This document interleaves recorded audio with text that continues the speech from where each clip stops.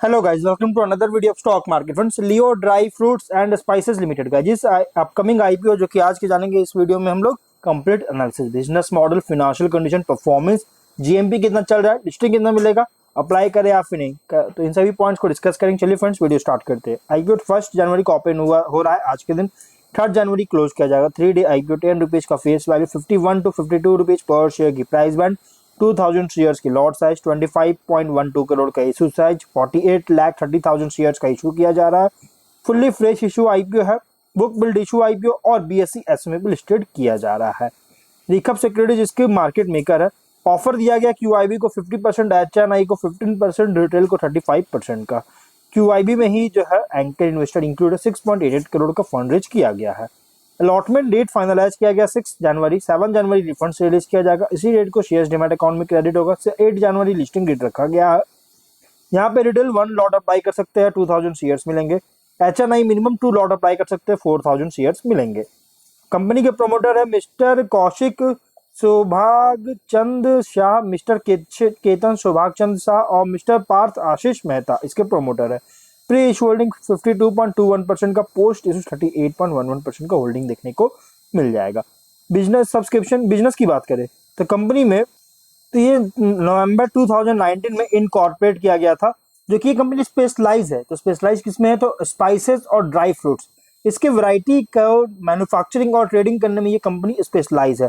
जो कि इसका ब्रांड है वांडू और एक वांडू ब्रांड के अंडर, और इसके अलावा फ्रोजन और सेमी फ्राइड प्रोडक्ट्स जो कि फ्राइड के ब्रांड के अंडर आती है, इन सभी प्रोडक्ट्स का मैन्युफैक्चरिंग और ट्रेडिंग करने में ये कंपनी स्पेशलाइज है।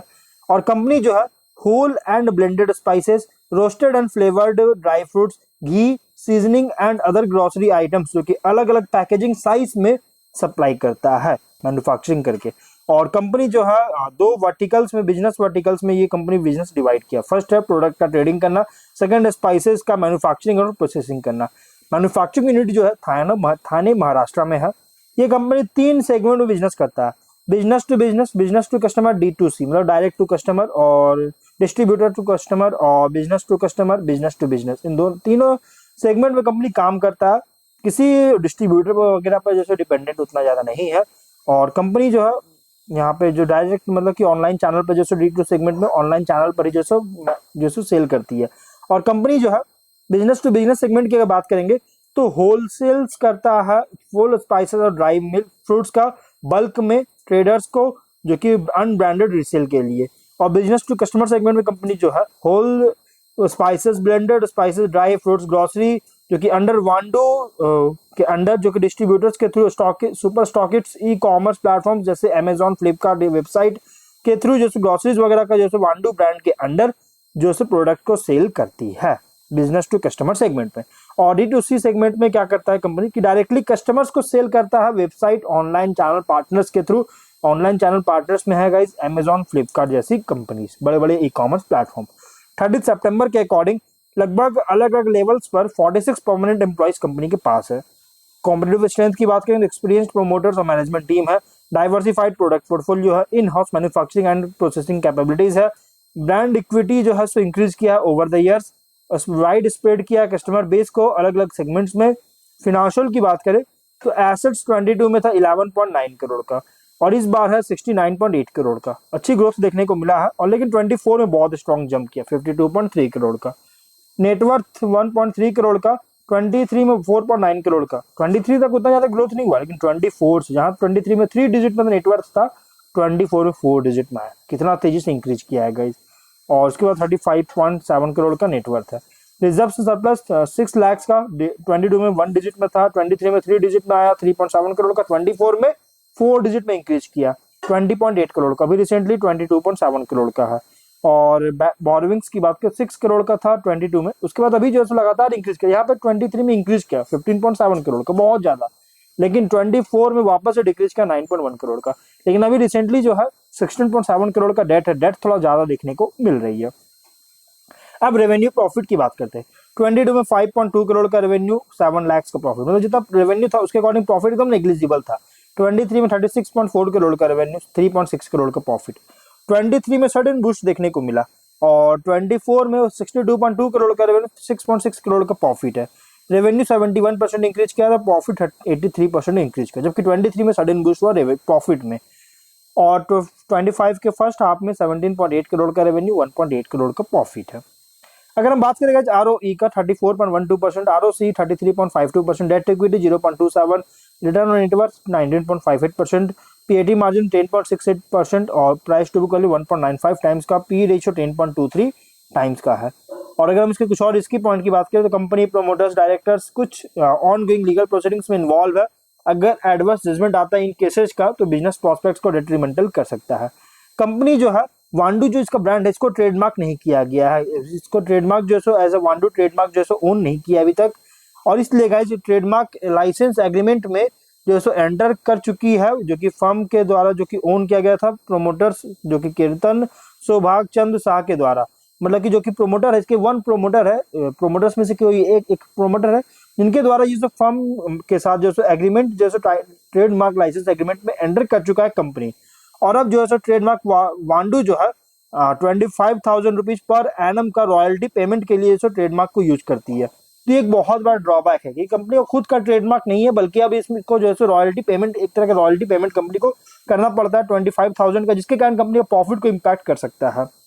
और अगर हम बात करें इस कंपनी के प्रोमोटर ग्रुप एंटिटीज जो है सुभाष चंद्र एंड सन्स, के कॉर्पोरेशन, जे केतन कुमार कंपनी और के Subhash Chandra company and VS spices जो है ये सिमिलर लाइंस ऑफ बिजनेस में जो है इंगेज है, प्राइमरली स्पाइसेस ग्रेन्स में और अदर ग्रोसरी प्रोडक्ट्स में।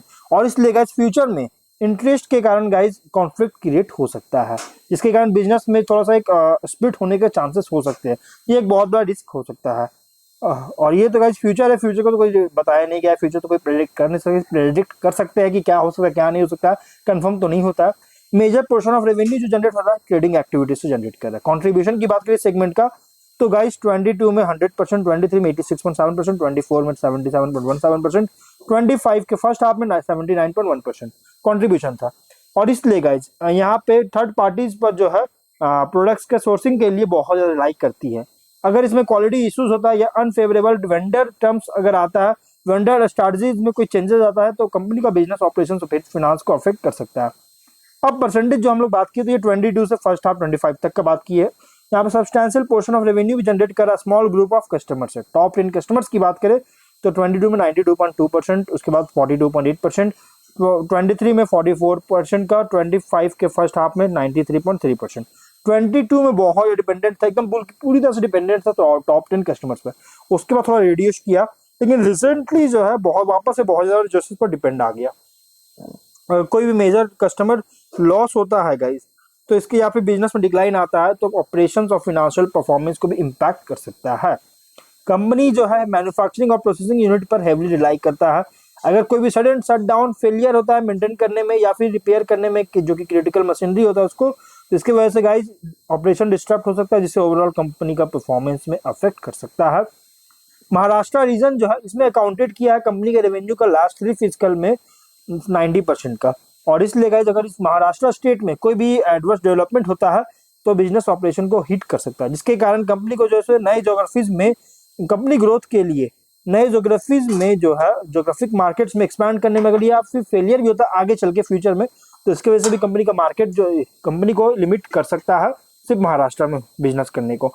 और 30 सितंबर के अकॉर्डिंग टोटल बोरोविंग्स जिसमें इंक्लूड है शॉर्ट टर्म और लॉन्ग टर्म डेट 16.7 करोड़ का, अगर इसको रीपे नहीं कर पाती तो फाइनेंशियल पोजीशन को भी हार्म कर सकता है, अफेक्ट कर सकता है। जीएमपी कंपनी का 52 सॉरी जीएमपी 0 रुपीज का कोई भी जीएमपी अपडेट नहीं किया गया, जिसके कारण लिस्टिंग बता पाना पॉसिबल नहीं है। देखिए यहाँ पे आप जीएमपी देख सकते हैं, आज का ओपन हो रही है आईपीओ और इसका जीएमपी बिल्कुल भी नहीं है, 0 रुपीज का जीएमपी देखने को मिल रहा है। और ये गाइस एक बहुत बड़ा ड्रॉबैक हो सकती है।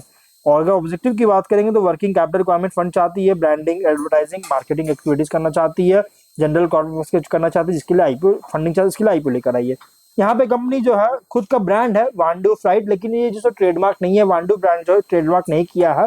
और business to customer, direct to customer, ये सभी बिजनेस मॉडल्स में कंपनी जैसे काम कर रहा है। 23-24 में सडन बूस्ट हुआ, डाउट क्रिएट कर रहा है, इसके कारण प्राइस बैंड जो रखा है फुल्ली प्राइस रखा है, तो आप इसमें रिस्क नहीं लेना चाहते गाइस, आप इसको इग्नोर कर सकते हैं। आप रिस्क चाहते हैं तो आप एंट्री कर सकते हैं, रिस्की इन्वेस्टर इसमें आप एंट्री कर सकते हैं। जो भी डिसीजन लीजिएगा अपने खुद के रिस्क पर ही डिसीजन लीजिएगा। तो हम लोग वीडियो कहीं पर एंड करते हैं, अगर कोई डाउट है कमेंट बॉक्स में पूछे। मिलता है नेक्स्ट वीडियो में, बाय।